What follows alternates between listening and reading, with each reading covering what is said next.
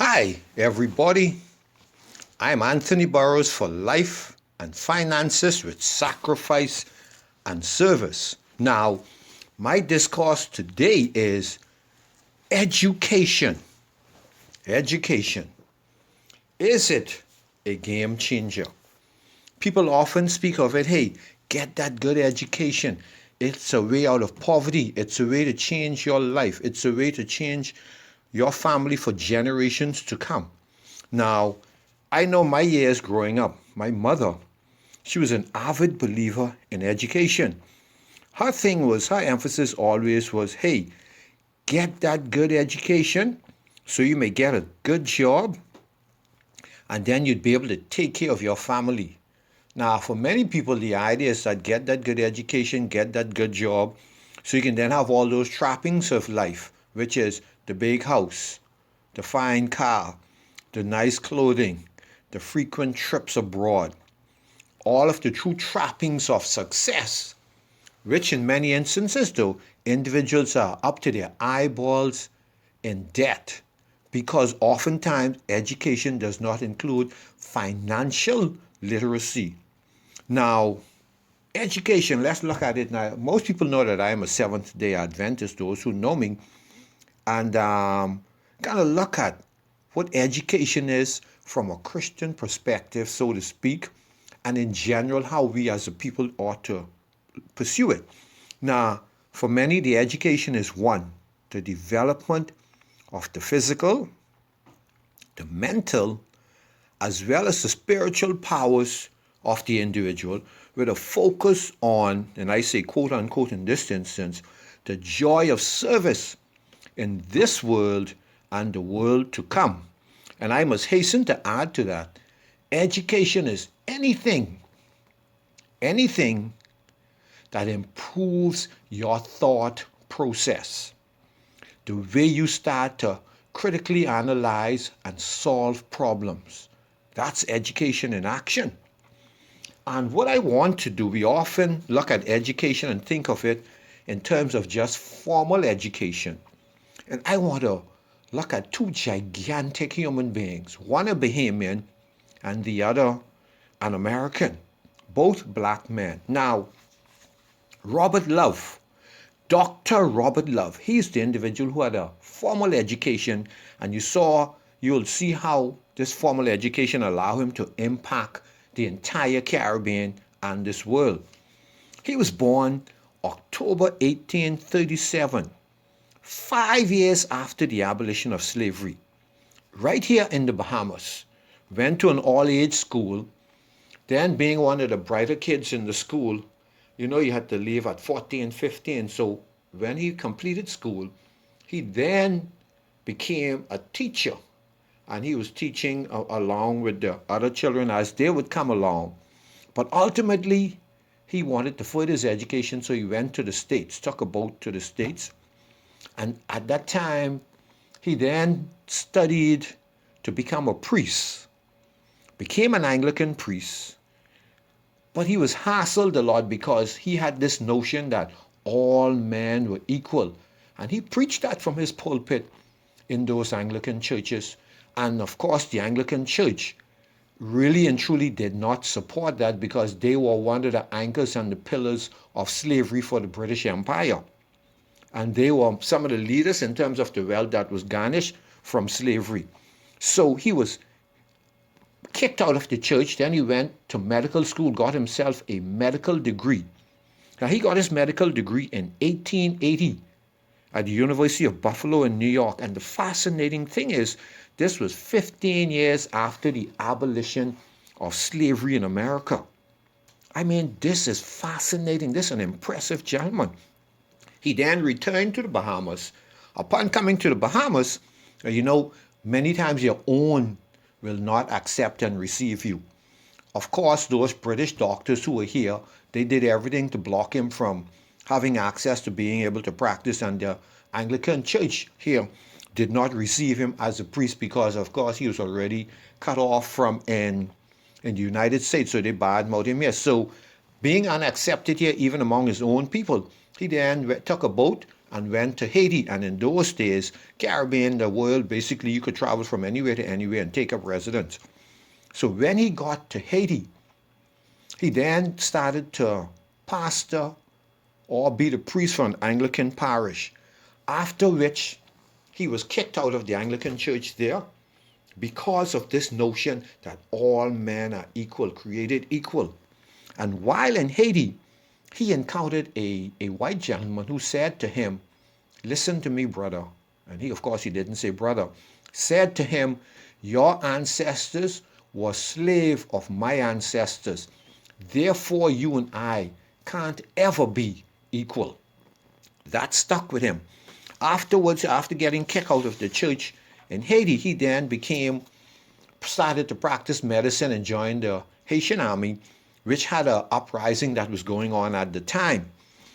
Afterwards, he got kicked out of the army because he started the notion again of equality, equality, equality, and majority rule. Going forward, he then moved to Kingston, Jamaica, and this is where he found a real home. He set up his medical practice, but at the same time, he was practicing as an Anglican priest. So in Jamaica, his philosophy and ideologies were readily received because the people were ready to take control of their destiny.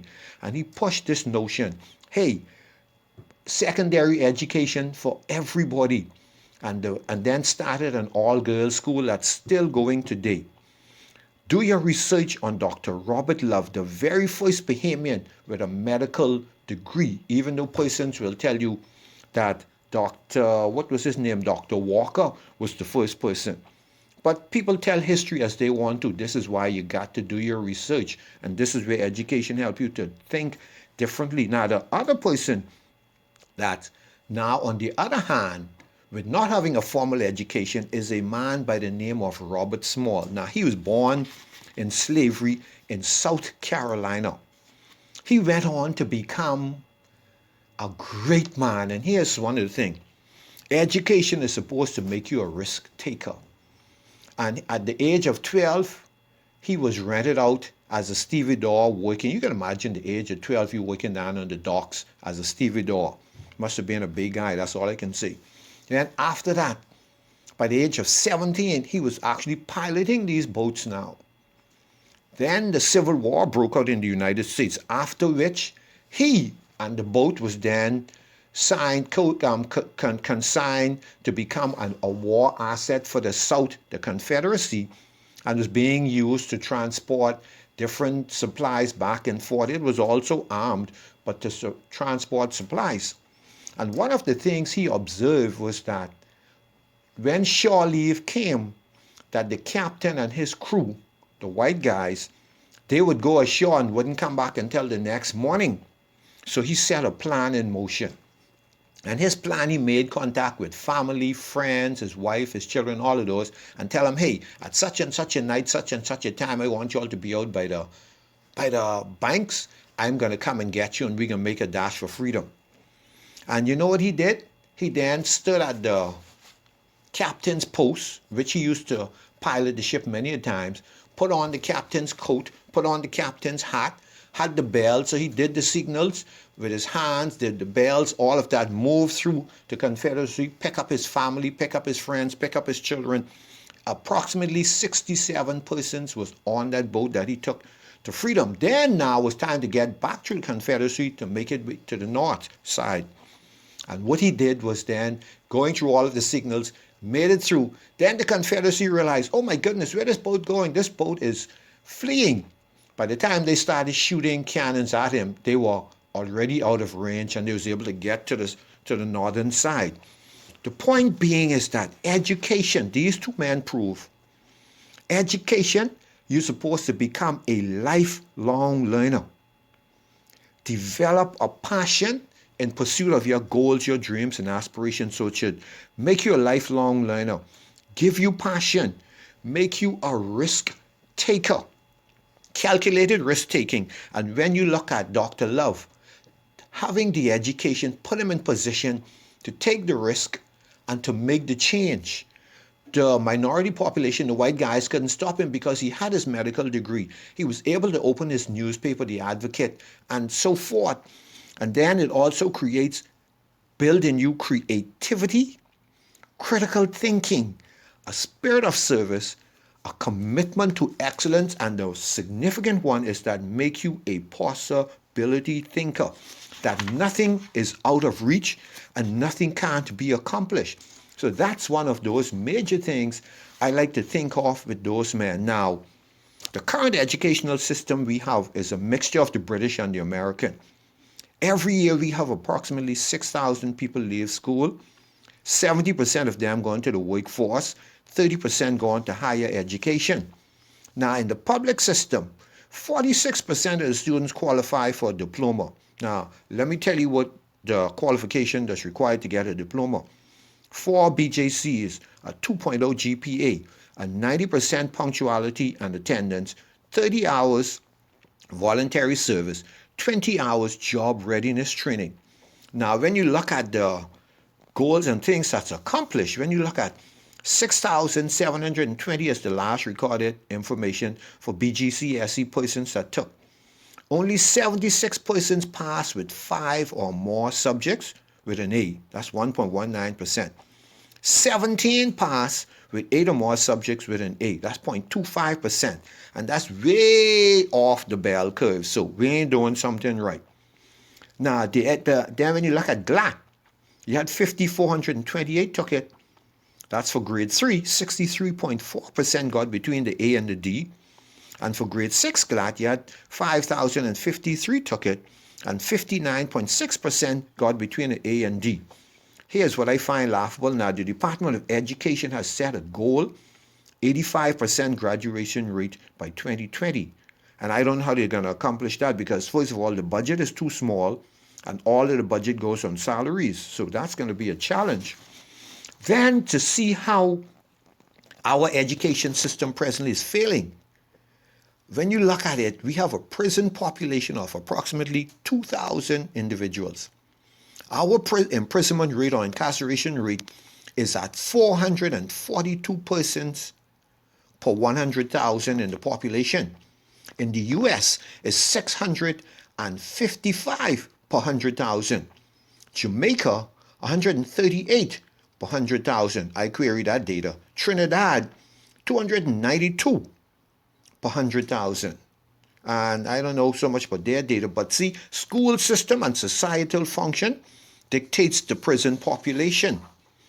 And I'm of the opinion now